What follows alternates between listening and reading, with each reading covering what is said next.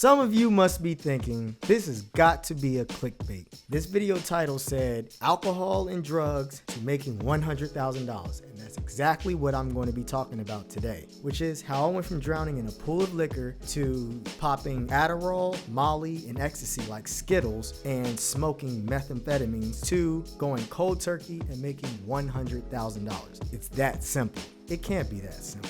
It's that simple. And I won't even make you guys wait to the end of the video to see the proof. I got the proof right here. Before I show you this $100,000 proof, I gotta say I wouldn't have anything if it wasn't for God. All praise goes to where praise is due, and that's God. Now, for those that aren't patient enough to wait and want to know right now, I gotta wait till this bad boy zoom in because I don't got great camera quality yet. You see that name right there, Terrence Davis? That is my name, a name we will never speak about again. That name right there is Terrence Davis, and that is how much I made in my 2021. This is not even my taxes. This is just one tax form that belonged to my taxes. This is one source of revenue. What number is that? I can't even read it. $134,258.55. Zoom in. There's your proof right there. So Mook, how did you go from drugs and alcohol to making $134,000? You said it was 100. You lied. I don't think I did. I did make 100,000. It just happened to be a little more.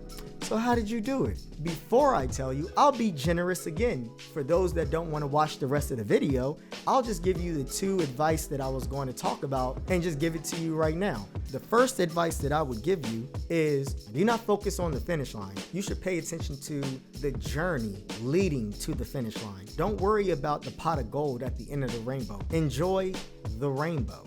The second advice I would give you is to be comfortable with being uncomfortable. So what you're telling me is to not worry about the pot of gold at the end of the rainbow, to not worry about crossing the finish line, which is what we want, and we should be comfortable with being uncomfortable, which is what we don't want. That's what you're saying.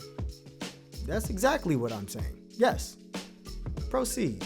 Okay then. But before I talk to you guys about how I made this here $100-something thousand after being on drugs and alcohol, I think I wanted to be in something a little more comfortable.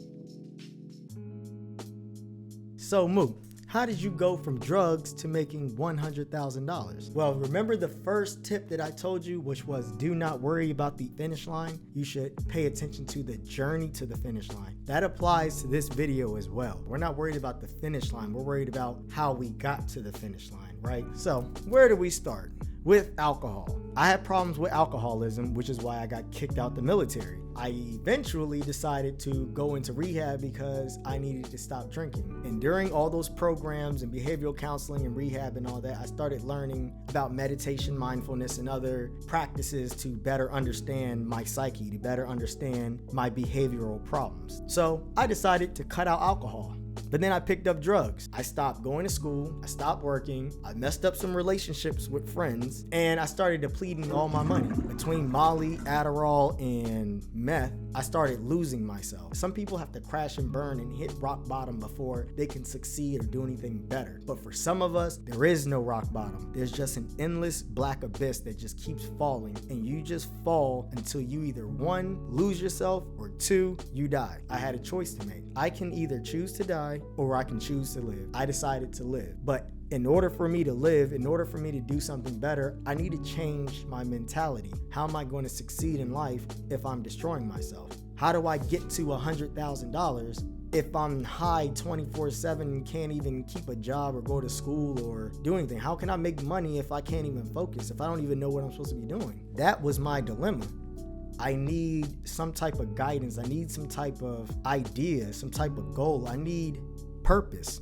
What is my purpose? And it was at that moment that I realized I'm here for a reason. What is that reason? So I kept praying on it. I don't have a job. I'm not going to school. My money's dwindling. I'm low on food. I got nothing else to lose. Allow me to read the Bible. Before I read the Bible, I went cold turkey for a few weeks so I could detox my body and get my mind right. I finally decided to read the Bible. 40 days. I don't know how to do that. Do I do this 40?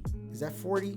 Either way, for 40 days, I read the entire Bible. After reading the Bible, I had a clearer mind. I had a reason to want to better my relationship with God. That's why I give all praise to God, because God showed me the clouds when I was comfortable being in the mud. That's why. Now, after being clean for a few years, my mind was right, and I got a job with the Department of Homeland Security. That's where you got the $100,000 from. Hell no. Which sounds better, Department of Homeland Security or TSA? But it does have its benefits.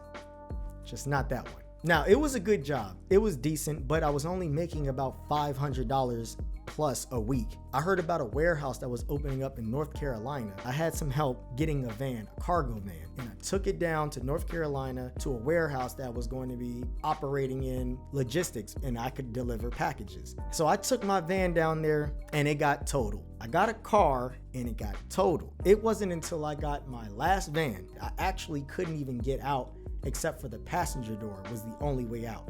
So I used that van to make $200-300 a week. And after a while, that $200-300 a week turned into $400 a week, turned to $500, $800, $1,200, $2,000 a week. That's where this began. That's just one endeavor. Now, after I bought that van, I ended up buying this house. You bought a townhouse during COVID? Isn't the market horrible? When I say God is good all the time. Again, it doesn't stop there because I know that I can make $100,000. So what will happen if I put my efforts into this house? I decided to make the first floor a child daycare, but now I turned this room into a studio. Now I can make videos for YouTube. Am I a delivery man? I guess you can call me that, but I make deliveries. Am I a YouTuber? I make videos. As of this moment, I have 31 subscribers. I'm not worried about AdSense or how to make revenue off the shit that they be selling on YouTube 24/7. I just want to give you information. I know how to make the money. I don't need the AdSense. Don't get me wrong.